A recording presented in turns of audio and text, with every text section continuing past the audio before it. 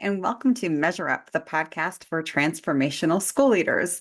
I'm Nicole Alioto, CEO of Alla Breve Consulting and author of, put it this way, maybe this way, Your School Sucks, Why Schools Fail to Measure Up and What to Do About It. Thanks for joining us this week.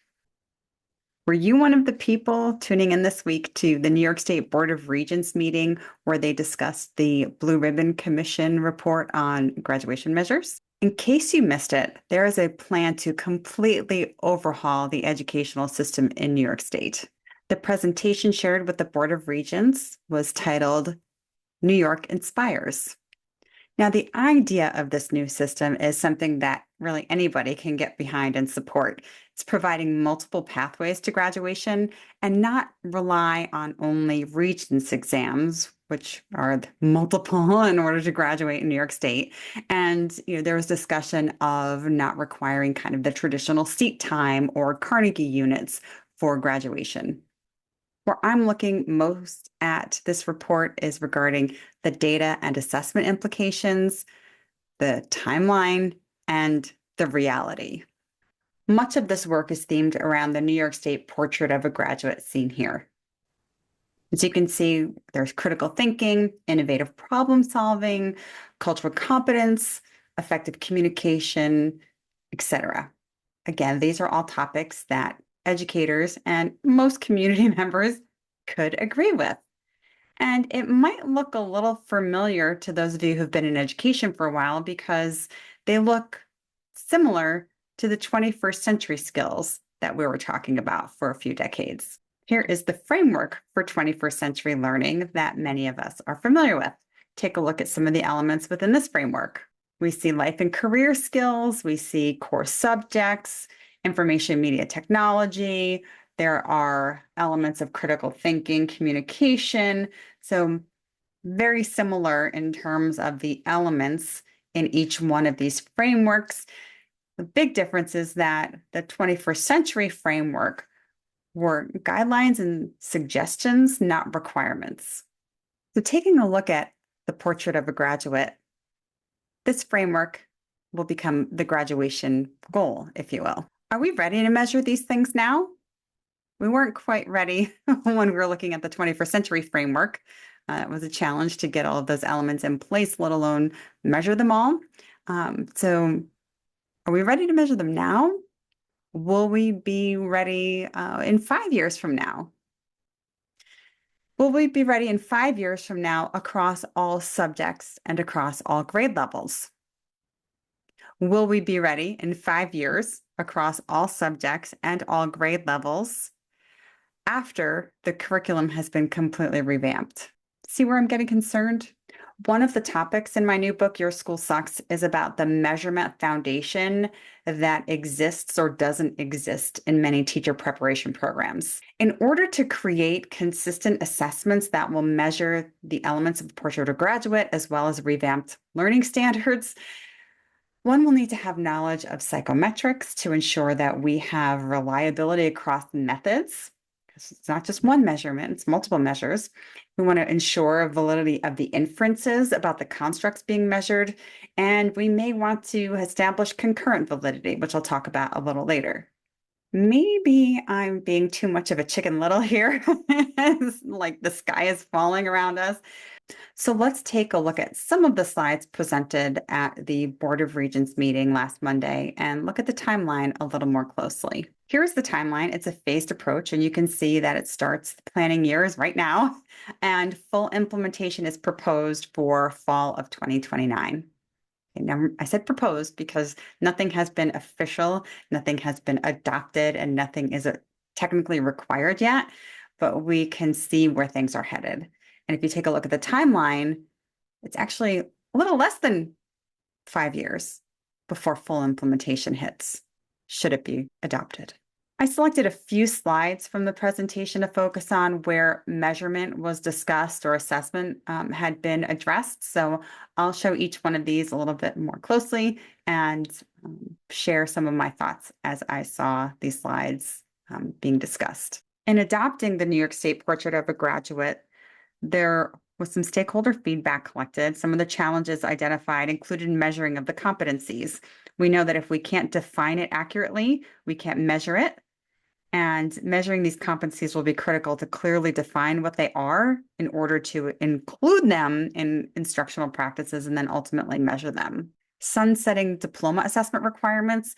There was a slide around challenges and opportunities, and measurement was discussed in each one regarding student progress monitoring. I sat in on one of the forums where challenges and opportunities were discussed, and student progress monitoring came up quite a bit. There was also concern about tracking. How are we going to collect all of these data and track each student's pathways within existing systems? Is it possible? Is it realistic to think that we can do all of that across multiple measures and across subject areas? So student progress monitoring was definitely a challenge, and one of the opportunities was around multiple pathways to demonstrate proficiency. I look at that opportunity is great. Yep, that's there. But with the challenge of student progress monitoring, then the answer isn't that the challenge is monitoring, so we're going to have multiple pathways. It's that we're going to have multiple pathways, which presents a challenge for monitoring. And then ultimately, what is the opportunity that we have? The opportunity really has to look at what are the logistical requirements to be able to properly track and monitor every student's new pathway that will get them to the one diploma that is desired as we implement this new system. Little bubble that's coming out of this individual's mouth in the slide is about new ways to demonstrate proficiency aligned to interest, learning style, and content. And just showing what students know and what they can do. Assessments should be doing that already, showing what they know and what they can do. If we only have one or the other, we have to evaluate what are we missing. And then we have to determine, moving into this new multiple pathways approach, how are we going to do that across subjects, across grades, using multiple measures so every student potentially can show proficiency in a different way? Or is it every classroom? And there are a lot of variables at play here, no pun intended. But you can see where the tracking is going to be a challenge. And yes, it's an opportunity to provide multiple pathways to demonstrate proficiency, but logistically, it will require knowledge, skills, and abilities on the staff part to develop psychometrically sound assessments that are demonstrating proficiencies. There's a section around redefining credit and learning experiences. I want to talk about those two slides briefly because they also have some components of measurement. The educator feedback one came up as well. It's important for students to be empowered in their learning, not just memorizing information for a test, but making connections. Absolutely. I think that is something that as educators, we want students to derive meaning and connection in what they're learning. I've always said, if you can't answer the so what question or so when will I ever use this, then there's a little bit more that we can be discussing around a subject area. So here in the educator feedback, there is recognition that learning experiences can include internships, capstone projects, portfolios, project-based learning, community service. There are a variety of learning experiences. Now, assessing all of these experiences, aligning them to the learning standards, again, it'll be a challenge. A capstone project, a portfolio, and project-based learning related assessment will all require different approaches. They will require clearly defined rubrics that are implemented in a consistent way. And think about inter-rater reliability. We need to make sure that if rubrics are being utilized, that everyone is applying them the same way. There needs to be regular calibration against those rubrics. But I should say we probably need to have some discussions about developing those rubrics. And when will that happen? Here's a challenge that came up with the redefining credit and learning experiences. Monitoring student progress. Here it is again. We can have all of these options. We can have redefined credits, redefined learning experiences. How will all of it be tracked? How will we be able to find each student's path and make sure they are getting the progress toward graduation that is desired? There's also standardization of assessments. We need variation of assessment, multiple measures, but this idea of standardization of assessment, standardize in that, what is it that we're measuring and implementing across students? Standardization doesn't necessarily mean the exact same thing for every single person, but it is about, is each one of these assessments measuring the learning standards to the same degree so that we're sure each student is demonstrating proficiency and the results are giving us a true indication of what they know and they can do. Now, here is the timeline of the implementation with a little bit more detail. Again, I'm going to blow this up a little bit so you could see it more clearly, because as I mentioned earlier, we're within 5 years should this get adopted. Let's take a look. Within this school year, the goal would be to finalize the portrait of graduates. We talked about that earlier. Then take a look at 26, 27. We see the prioritized reformatted learning standards. So 2 years from now, that would be rolled out. There would be guidance on the portrait of a graduate with rubrics. And the following year, 27, 28, so that's about 3 years away, there would be one diploma, not multiple diplomas as we have now. The diploma assessment requirements as they exist now would be sunset.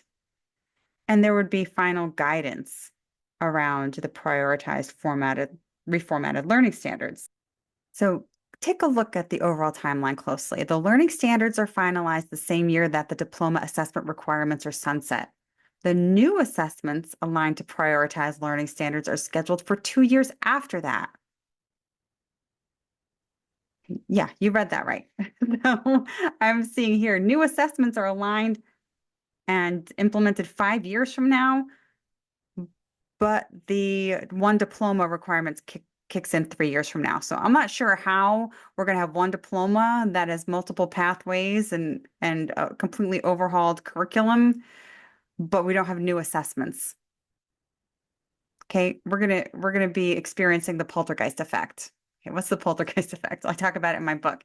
It's, if you remember the scene from Poltergeist where the character, the dad character, is talking with the land developer after his family's home has been kind of terrorized by these uh, demon ghosts, and realizes that the house was built on an ancient burial ground. So what the dad says to the land developer was pretty much, you moved the headstones, but you left the bodies. You only moved the headstones. You only moved the headstones. So looking at this timeline for implementation, if we're changing curriculum and we're going to one diploma within 3 years, but our assessments aren't fully changed and implemented until 2 years after that, then we're going to have the situation where you've changed the curriculum, but you didn't change all the assessments. You only changed the curriculum. You only changed the curriculum. We don't want the poltergeist effect. When we're developing learning standards and defining portrait of a graduate, we need to have clear definitions that allow us to have clear measurements. If we aren't thinking about measurements at the time of the development of these definitions and the design of the learning standards, then we are doing the entire education system a disservice. So we really need to be looking at them in conjunction with one another to ensure that as new curriculum is implemented, that we have sufficient ways to measure the success of students in learning the skills and demonstrating their abilities. Let's take a quick peek at the current model versus the proposed transformational model. I'll show this up close a little bit here too. You can see right now we've got the 3 diploma types. There's the push to go to 1 diploma. Before is a twofold system where, again, units of study and mostly regents for graduation. Evidence-based is the new, where you've got multiple measures. Now, the regents aren't going away. I saw a headline recently where it implied that, and everybody in the comments like, yeah, finally, we're getting rid of it. they're not going away. They're just not going to be required in the same way. There'll still be a way to demonstrate evidence and they will be available. And think about it for places that don't have all of the resources to create a completely new assessment system. The regions will be the easiest one to implement because it's already in place, number one. Number two, doesn't cost anything. So the regions aren't going away. They're just going to have less impact on students who are able to show their knowledge, skills, and abilities in different ways. And there'll be one measure of evidence in districts that have the ability to create and collect evidence of multiple measures of ability. So again, with this transition pending at the time of this video, nothing has been finalized yet. How will your staff prepare for this complete overhaul of the education system? What training does your staff need in order to build a comprehensive performance-based assessment program built on new learning standards? How can you start the transition today and offer multiple measures to students now in order to establish concurrent validity? So in that case, you may have an assessment already, traditional one, maybe it's multiple choice with some short answer. And you might want to also offer a performance-based assessment of the same learning standards and compare the results. Are you getting similar results? And is proficiency able to be demonstrated in multiple measures, and giving students the choice of which one they would want to use to demonstrate their proficiency? This is one way to start establishing a new method of measurement for your students. Are you prepared to justify that your new assessments, again, thinking ahead for the next 5 years, are you prepared to justify that your new assessments measure the learning standards, including the elements of the portrait of a graduate that we shared earlier? Can you justify the results to parents, to employers, and to colleges? Because as they look at new transcripts that are coming out based on the new learning standards and based on new assessments, and if there's a question about, are these truly reflective of what students know and are able to do?